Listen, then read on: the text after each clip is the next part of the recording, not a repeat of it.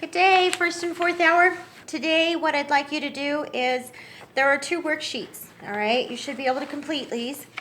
This is what I have per my schedule for April 15th on the legislative and executive branches. There is a worksheet to read, so I will read those to you. Then the second thing I want you to go ahead and do is I want you to complete, there is a small worksheet. It's very small, very short. You should be able to do it. It is a fill-in-the-blank type worksheet. Alrighty? So, this is what I have for the legislative branch. You know that in a representative democracy, the people have a voice in the making of their laws. Voters in our country elect people to represent and serve as their voice in the lawmaking process. Laws are made by the men and women who are elected to Congress by the voters of each state. Congress is made up of two houses, just the way most of the state legislatures are made up. The upper house is called the Senate. The lower house is called the House of Representatives. Men and women who belong to the House of Representatives are called representatives. They may also be called congressmen or congresswomen. The number of senators in Congress is spelled out in the Constitution. Under the Constitution, each state has only 2 senators. However, the number of representatives in a state depends on the population of that state. Every state must have at least 1 representative, though. Law now sets the total number of representatives at 435. This means that as the population changes in a state, so does the number of representatives that that state is allowed to have. But the total must not change. Therefore, as some states gain representatives, other states may lose representatives.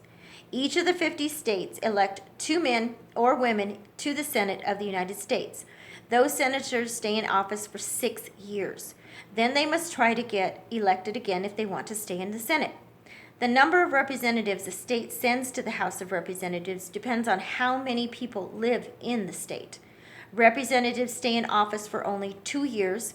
If they want to stay in the House of Representatives, they must run for election every 2 years. Now, those are 2 things that are that might change because they really do want to put a limitation. They can stay in office for as long as they want. So you have some senators and representatives that have been there forever, okay? Commerce meets in Washington, D.C., the capital city of the United States. D.C. stands for the District of Columbia. The District of Columbia is not a state. It's not in a state either. It is a district which acts like a combination of a city and a state. The District of Columbia is a unique area where national government business is conducted. So, anyway, at the end of that, you're going to find that little worksheet. There's not very many questions. It's just a couple of questions. You guys should be able to answer this just fine. Okay? The second one is the executive branch. All right? If you need that website, it's right up here at the top. It comes from the Harry S. Truman Library. All right? You'll be able to see that. On the executive branch, the Constitution says that the United States must have a president and a vice president. These 2 people and the people who work for them belong to the executive branch of the federal government. It is the duty of the President of the United States to run the federal government and to see that the laws of our nation are carried out. The President is the highest representative of the people of our nation. The presidential seal has 50 stars surrounding it to show that the president represents all United States citizens. He or she must focus on the welfare of the entire nation, not just the people in one state or district, like senators or representatives. The president, he represents our country in discussions with other nations, leads our nation in times of war, makes suggestions to Congress about laws, writes the budget but must get Congress to approve it, works closely with Congress to get laws passed or rejected. The president has the most important job in the nation. If a president dies or is in some other way unable to carry out his job, his or her job, the vice president becomes the new president of the United States. The president chooses people to help him or her.